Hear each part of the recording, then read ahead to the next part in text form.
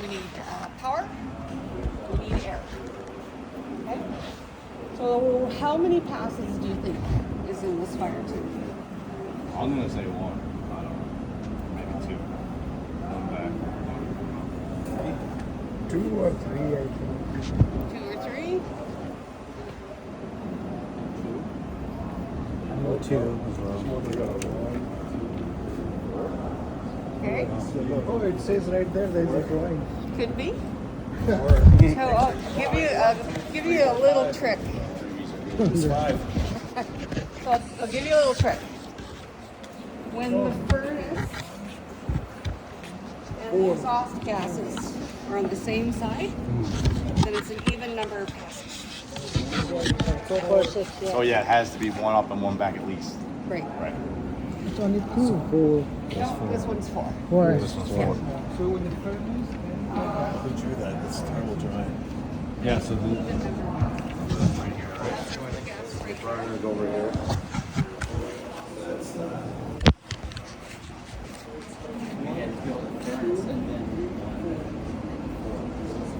With this fire tube, we can burn it on 2 different fuel sources. We can burn it on natural gas and we can burn it on fuel oil, which is just another fancy word for diesel.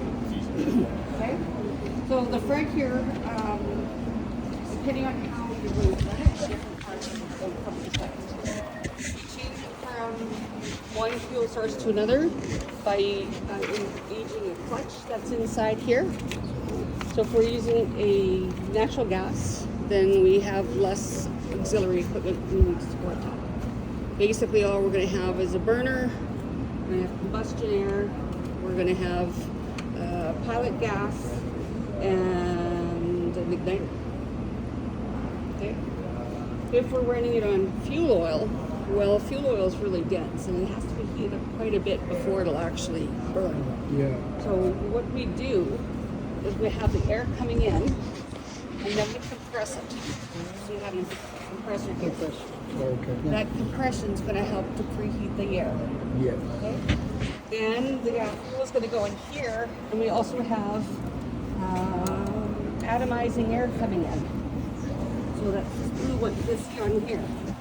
So what it does is it sprays with the diesel, makes the diesel go into little tiny droplets, and then it's easier to ignite. We are using the same pilot light, so we still need the gas on for the pilot for it to ignite. And along with the compressor, we've got all the rest of the stuff, like we have to have oil for the compressor. So there's our sight glass to make sure we've got oil in our compressor. Okay, we've got pressure gauges here. One pressure gauge is to tell me that I have air coming in, my atomizing air coming in, and the other pressure gauge is to indicate what the pressure of the fuel-air mixture is. Okay. So if I want to start this up on gas, natural gas, and I put the clutch in, I have to turn this to gas. Okay, and then one of the things you're going to do when you flip the button is you're going to make sure that these don't read any pressure. Because if they read pressure, you're not engaged properly inside here. Okay, these should only show pressure when we're burning on fuel oil. All right, so same as before, we've got the natural gas, bright line coming in. This is our supply line here. We follow it along, we've got our plug valves. We've got our regulator. We've got our low pressure cutoff switch. Low pressure. Well, it doesn't have a full blocking lead on this one, but we do have the low pressure switch and the high pressure switch. And it's just because it's such a low, I was told that it's low pressure gas, so it doesn't have to be. But technically it's a boiler, so we're slowly getting the changes put into place. We do have the low pressure switch, we have the high pressure switch. They send the indication to the burner management system, and that tells the management system to close this valve. Okay, we follow it along. And we see it goes into the furnace. Okay, this is Pilot line is a little bit separate. So pilot line is going to come off here. It's going to come up here. So we have an isolation valve there. We have a regulator here. We have a solenoid to ensure for the gas to actually flow. And then it comes in here, comes up here, and that's my pilot line. Okay. All right. Let's look at the water side. Because it's not connected. Level switch. Huh? Level switch. Level switch. Really?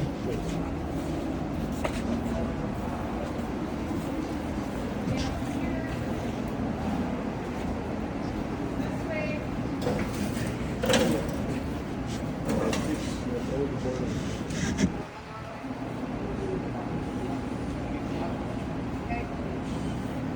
So it's coming from this tank. Coming from that side. Okay. So if I have water coming from the condensate tank, It's pump. what do I need to have? So if I got water coming from this condensate tank, between the tank and the water, what do I need to have? Check valve. Check valve? Yep. What else? Fed water pump. A water pump. Yeah. Excellent. Okay, so we need to make sure that when we're starting our motor, we have a water supply on.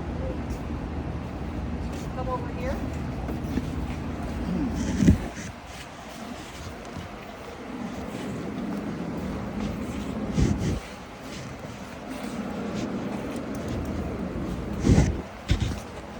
This condensate tank is very similar to the deaerator. Okay, we've got two pumps, pump 1 and 2. I see pump 1 has been locked out though, so I only have access to pump 2. Heater's always going to stay on, and this is always going to be on auto. When it's time to turn on a pump, I'm going to check to make sure that all my valves are in the right direction.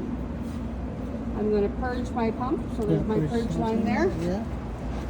Okay, and there are two settings here. So hand setting is when we're putting water into the boiler, separately from what the boiler feed water flow control valve would do. So let's say my boiler is low in water before I start it up. I want to put some more water in. I'm going to switch this to hand, and I'm going to bypass the flow control system in the boiler. When I'm ready to run it normally, I'm going to switch it to auto. And the pump or the flow control valve then on the boiler will say, yes, we need water, no, we don't need water. So that solenoid will open and close based on the flow level controllers. So we've got to have water. So we follow our water, make sure all our valves downstream are in good shape.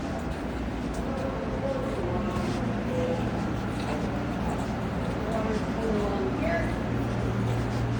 That isolation valve is open. Follow it down here. Okay, and I have my water valves here. So these are isolation valves on my regular water line. So you'll notice that I have a rise strainer and I have a solenoid. So this solenoid will open and close based on what we're getting from our flow controller. Okay? When I want to bypass and put water into the boiler, I'm going to leave these closed and I'm going to open this one. And that will force the water to come through this line down past my check valve and into my boiler. Okay. So that's the water side. Let's look at the steam side. So this is a low level alarm. I have another one over here. Which one would be low? Which one would be low? This is low. Honest. Comme ça. How do we know that one's low? It should be lower. It's lower than that. I think this is the low. That's the low over here. The sensor's up higher. When you stand here Yeah, this and is look lower. at them at the same time, which one's higher than the other? That one's low. I guess the low one has the gauge so you can actually see how low it is.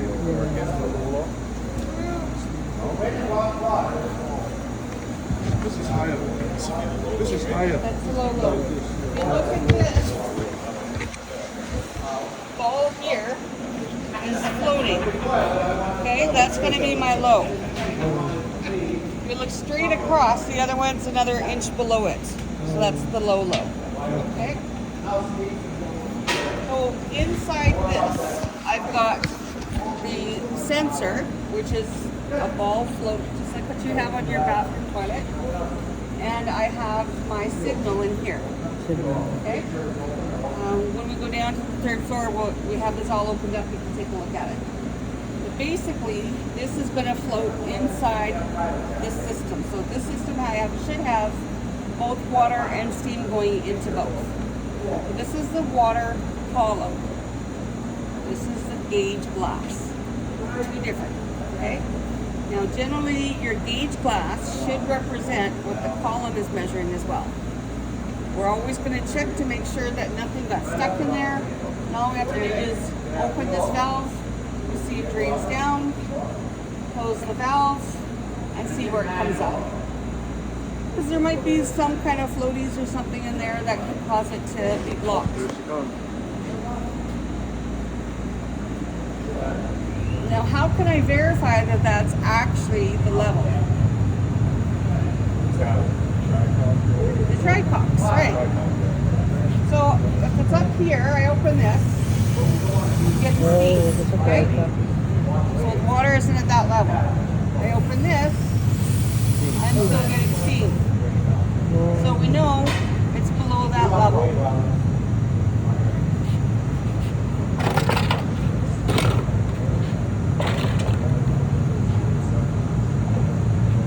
Okay, I open this one. I got water. So we know I've got water at least to this valve here. And that, not pretty much what that says there in the gauge glass. So steam pushing down, water pressure up, gives me my measurement from here. As the ball tips forward, there's two mercury switches in here. And the ampules on one end have 2 wires and on the other end have 3 wires. So depending on how the ball tips, we'll tip this in here. And whatever wires are covered, it'll either say more water or no water. If it says more water, this solenoid will open and water will automatically flow into my boiler.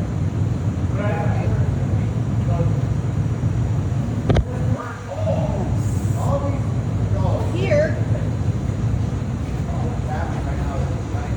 we have our steam side. So we have our stop valve. A stop valve prevents the steam from the boiler going into the header. Okay? But because it's been sitting, it could be condensate. We don't want condensate and steam in our header at the same time, especially occupying the same space. So when I start at my boiler, I need to know what pressure there is in the header. Because it's either going to be I'm cutting in, or I can warm my boiler and my header up at the same time. Saves time, easier on the lines, less chance of getting water out. So there should be a drain coming off to where the steam, when it turns to condensate, can get out of the system. So that's that line there with the union. Yeah. And as you go down, you'll see there's a gate valve, and then we have a steam trap. Okay? A lot of times we're going to have a bypass before it gets to the steam traps. Because if there's a lot of condensate in the system, the steam trap will get stuck. So we would bypass the traps and allow the steam to blow through. This header goes up to here, comes down to here, and is stopped by the stop valve. So if I'm putting steam into header, I need to make sure that all the water that's up here drains out. So if we look below, we've got a system of pipes. One system where the piping goes over to this trap. And then it comes out and it goes to drain. Well, the steam trap, we want to bypass that just in case it's stuck. So when we look at the pipes, we've got the condensate will come off here. And if I close this, then the condensate won't go through the trap. But I have to go over here and see that this valve is hooked up to my header. So I would open this valve when I have my steam valve opened, and I would be blowing through steam. Okay? That's causing all of this one to get rid of the condensate, but it's also heating up the pipes. So we get less of that thermal shock. So this is one of the drains that we're going to have to open. This drain here is for the other side. And we're not going to be sending steam to the plant. So we can ignore that. We're only going to be worried about this part of the header. And if we follow the header, we're going to worry about it getting up over the heat exchange. We have another set of drains.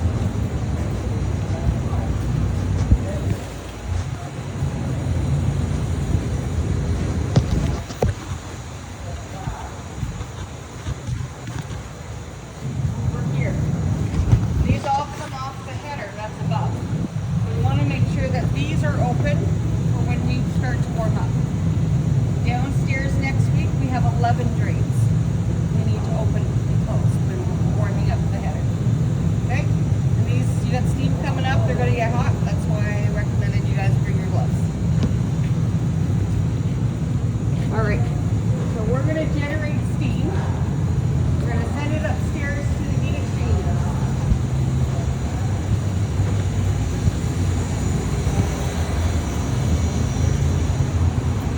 There's another thing here. We got this little silver line here. You guys see that stainless steel line? Goes over to this little header here. We're taking steam from the power plant and we're using that to put into our boiler here to create a blanket of steam. Okay, so that blanket's going to prevent air from getting in, but it's also going to keep the water at a certain temperature so that when we start up the boiler, we're not starting from like 20 degrees. We've already got half of our temperature generated. So it gives us a chance of one, moving a little faster, but two, not letting it oxygen in. Because oxygen was pitting in this boiler just the same as a water tube boiler. So we've got that locked off and it's locked open. So nobody accidentally turns it off. Okay, we've got the pressure relief valve, standard in all pressure boilers. This is a low pressure boiler. This one is not designed to be monitored or attended at all times. It's like the hot water heater.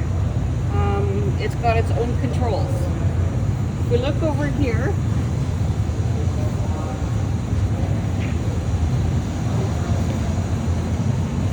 we have our controls. So this one here is my high level cutoff. If the boiler gets up to 16 psi, this switch is going to tell the BMS to shut off. Your fuel safety will shut down and the boiler will shut down. If the boiler fails to turn off with this safety switch, the next level of protection is your pressure relief valve. If that fails to go off, you're running away. Okay? In the words of Monty Python, run away, keep running, run away some more. Okay? And take people with you, don't leave them behind. So we do have a safety on this before we hit that high pressure emergency relief valve. This here is our controller. So it's kind of hard to see there. They've enlarged it here, not just for me, but for a number of different people. So when we get to about 12 psi, this machine will shut itself off. Okay, so that this is our on-off. But I also have a differential. So my differential here is about 3.5. When the pressure in the boiler drops 3.5 psi, it will automatically kick in again and generate more steam. So it controls itself. On average, it should never be more than 12 psi. If I get more than 12 psi, this alarm should go off and the boiler should shut down. But it's the modulating here that tells it when to come back on again. Okay? Water sample, steam trap. This is our step-up transformer, so it gives us enough spark to ignite the gas inside. Remember, the ignition is on the natural gas, even though we would be burning it on diesel fuel. Okay, so down here we have our diesel fuel in. So brown is the color of diesel fuel in this lab. We've got the, this is the safety, fuel oil safety valve is right there. This is the low atomizing air cutoff switch. As this atomizing air is going into the boiler to mix with the diesel fuel to give us a fine enough spray that it will heat when it's compressed and ignite. So we have an in line and we have an out line. Why do we have a return line for our diesel fuel?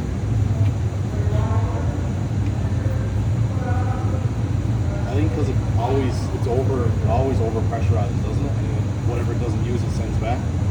Yeah, you don't. Basically. Diesel fuel doesn't burn evenly. Yeah. Right? There's always going to be something left, but we don't have a tailpipe have it dripping out behind us. We need to provide a path for that diesel fuel to go. Our diesel fuel level is indicated here. So this doesn't tell me I've got 76 gallons or 76 liters. This tells me I've got 76% of my tank is full. Where's that tank? Let's go for a walk.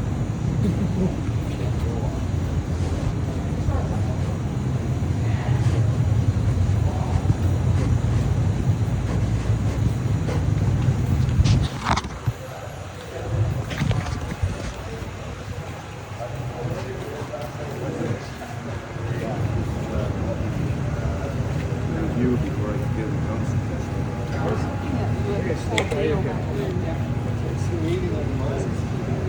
Looking. 1, 2, 3, 4.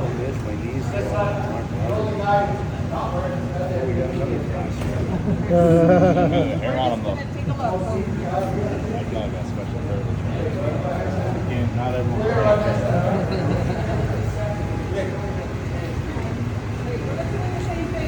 Oh boy. Okay. Up close. Oh yeah. Nice. Yeah, so that's the tank that we have for diesel fuel.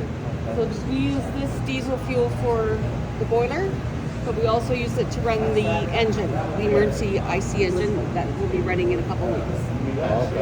So basically at the bottom floor, right beside the softener, is a little pump. It's the only positive displacement pump that we're using this whole plant. And it's, the truck comes up, hooks up to that pump, pumps it up here into that drum, and then we have positive feed all the way down. Okay, let's go back over. We have 76% of that. Okay. Full of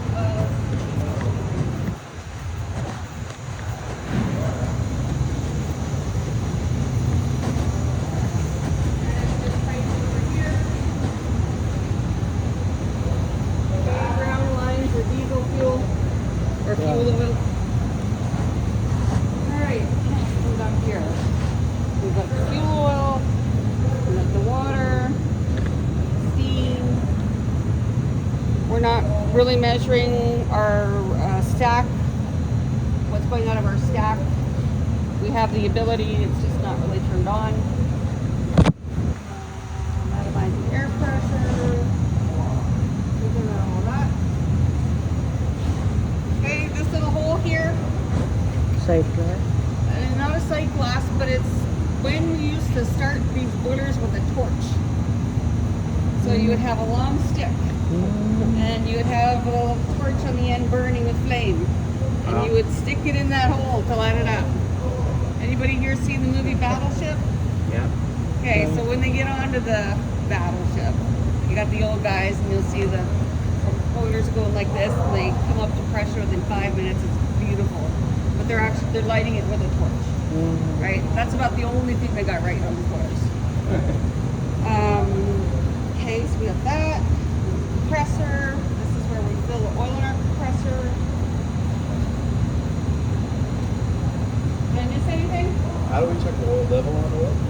We have a sight glass here. Okay, right, that's right. Flame sensor? That is the flame scanner. Yep. Okay, this flow water cut off. So the other one has got like the ball, like in your toilet, kind of like the float we had in some of our steam separators or steam traps. This one has probes. So the probes have to be immersed in water, and the salts in the water allow electrical charge to travel amongst the probes. Okay. When the water level drops, so that the probes are no longer covered, no longer get that electrical energy, tells us that the water is down to a dangerous level and we'll shut the water down. Okay? So we have the low and the low. Let's go downstairs to the cutaway room and take a look at that fire tube. Give you a better idea of what it looks like inside, and then we'll come back up and baby go.